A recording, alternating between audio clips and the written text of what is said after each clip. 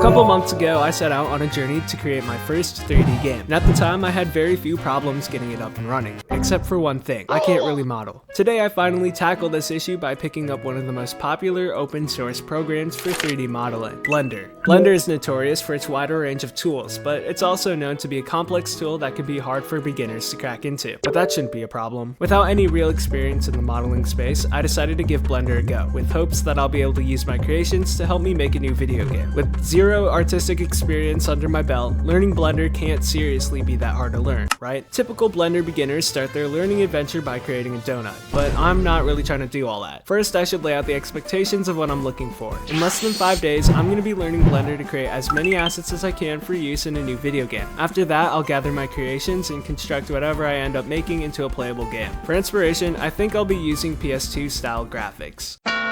The first asset I would need to make would probably be a player character of some sort. The most logical choice for me was an apple. I spent the first few hours watching a dumb amount of video tutorials to learn how to actually use Blender, alongside all of its keybinds. After pulling up a low poly apple tutorial, I locked in and got to work. I got the shape by using an icosphere and editing its top and bottom to sort of resemble the shape of an apple. It looks kind of funky, but it works. Then I started work on a stem, and with a bit of trial and error, I eventually ended up with something I was satisfied with. I tried using modifiers like a mirror to reflect it across the x-axis, so I didn't have to model both sides, but I couldn't get it to work right, so I scrapped that idea. After ending up with a good shape, I simply stuck the model into the apple. Looking back at this decision, I now realize that I made the stem as a separate model. This would go on to give me some complications in the future, but more on that later. Using simple material colors, I colored the model and made revisions to make it look the best I could. Now it's time to work on the legs. Again, I made a completely new model, and using cylinders, I made stick legs. Then I cooked up some feet using icospheres while trying to decide whether or not I wanted my character to have arms. I eventually settled on floating hands, as I hoped it would make the animation process easier in the long run. I was scared to model a face for the apple, as I thought it wouldn't live up to my expectations, so instead I drew a face and stuck it on a plane that I wrapped around the head of the apple. It was kind of difficult figuring out how to attach the face texture to the plane, but I got it with a bit of trial and error. With that, my first Blender model was completed. I'm satisfied with the design of Mr. Apple, but now we need to learn how to animate him. I didn't know at the time, but trying to learn how to animate in Blender ended up taking me forever to find out. To animate a model, you need to give it a skeleton, which consists of different bones. These bones each control a part of the mesh that they move around. Making sure the bones move the correct part of your mesh proved to be a difficult learning curve for me, since it took me all day to learn how. I suffered a 3-hour grind trying to learn how to move bones the right way and get them to move what I wanted. After several attempts, I decided to just give up, until I locked in. After an hour break, I came back and got something I was satisfied with on the first try. Instead of relying on automatic weights, I manually hand painted each bone's weight until I got what I was looking for. This took a lot of work to make, but finally the first asset is completed. The amount of time I ended up spending on this one model alone was way out of pocket compared to what I was expecting, but that ended up helping me more in the future than I thought. In the time I took to make the player character, I ended up learning a lot more about Blender and what to expect from it in the future, especially in terms of how much time I need to put into each asset. I just hope the rest of the models aren't this difficult. In the beginning of day 2, I was back with a passion to get working. I got an idea to try and go for something that would add some artistic flair to the project. Other than my theme of fruits, my game really doesn't have any direction for an art style, so we're basically crafting it up as we go. I wanted to embrace a lower quality, especially since my models aren't exactly up to par with the market. A project that has graphics similar to what you'd find on a PS2 or an old Nintendo would embrace my trash modeling, as well as hide it within the ugly aesthetic. I quickly got to work on my next model, but I had something in mind that may or may not work. I decided working on the environment would be the most reasonable next step, so I modeled a tree with the help of a low poly Blender tutorial. I eventually ended up with something I was happy with. Then I rendered an image of the model and brought it into Photopea, where I edited it so that I could create different colored variations, topped with a pixelated effect. By doing this, the trees in the game are going to be stagnant images that kind of just rotate with the camera, sort of like something you'd see in older video games. This was my secret weapon to hopefully add some ugly aesthetic and artistic value to the project. Unlike day 1, I only spent an hour total making and editing my tree on day 2. With that significant time save, I had a lot of time to also work on other needed props. I went straight to work to create a second tree. Variation in the trees is an easy way to practice making similar assets. I'm gonna make an oak variation to spice things up. With my new experience making trees, I was able to get an oak model and all its variants done in only 30 minutes without any tutorial. My progress was already starting to show, and best of all, I was starting to build my asset library with props I can use in the game. To finish up my list of props, I made a rock using an icosphere, since the leaves of my oak tree reminded me of a rock shape. With that, day 2 is over. With a set of basic models finished, finished, my assets are starting to come together for the game. I decided today was a good day to start importing my work into Godot. By doing so, I'll be able to see how my models actually look in-game and whether or not I'm satisfied with them. Since I've only made one 3D game before in the past, I have a lot to learn. By watching a guide, I eventually learned how to use Mixamo to animate my character, as well as fix my rig job so I could get him to be a playable character. I also had to go back into the Apple model and give him some arms so he could be animated easier. I also deleted his eyes because something about them just looked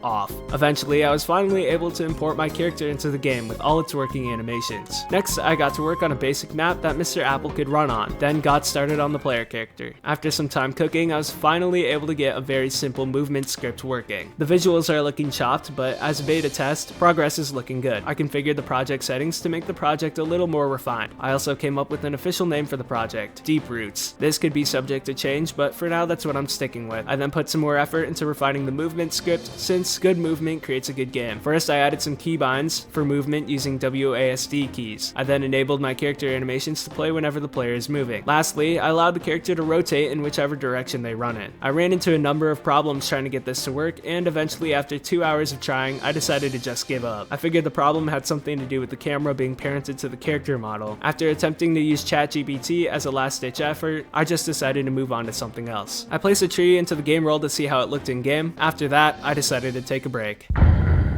So, the break ended up being a little longer than I expected. Apparently, spending 2 hours on trying to fix a bug with no solutions can burn you out of the process entirely. About a month later, though, I came back with a fresh mind ready to tackle the issue once more. This time, I attempted to find a solution that involved less math and more brute force, so that I could get past this hurdle and not have to deal with a complicated debugging process. After about 10 minutes of coding, I got something. That was enough to motivate me to keep going. Luckily, after enough tweaking, I finally got it. I got character rotation down. You can tell it's still pretty janky by looking at it, but the bare minimum is finished, so I count that as done. Let's move on and count this as day 4. Now that we're full swing into game development, let's work on the next crucial feature, a gameplay loop. A gameplay loop is the most fundamental part of a game. The gameplay loop is what you'll be doing over and over the course of your time playing. For now, I'll establish something simple. I was thinking something along the lines of trees spawning around the map. Some trees will contain certain materials that can be obtained after being shaken. So, what materials will be available to our player? Since our main character is a fruit, we're not going to use other fruits. I resorted to a list of more natural and generic materials. This includes things like flowers, wood, and sap. Since I'm starting to run low on time, I'll have to choose which one to include for now. I decided that wood would be the best bet. Now it's back to Blender in order to craft something up. I used the circle trick I learned when making my trees. I then crafted out the shape of a log, and using a technique called bezeling, I was able to make some cool edges. I slapped a color and texture on it and considered it finished. This ended up being a lot quicker and simpler than I thought it was going to take, so I'm glad I'm starting to show some improvement. Now it's back over to Godot to make the actual game. I'll somehow need to script a way to make shaking trees possible. In order to do that, I made the tree into its own character. After all that progress, I decided to take one more break.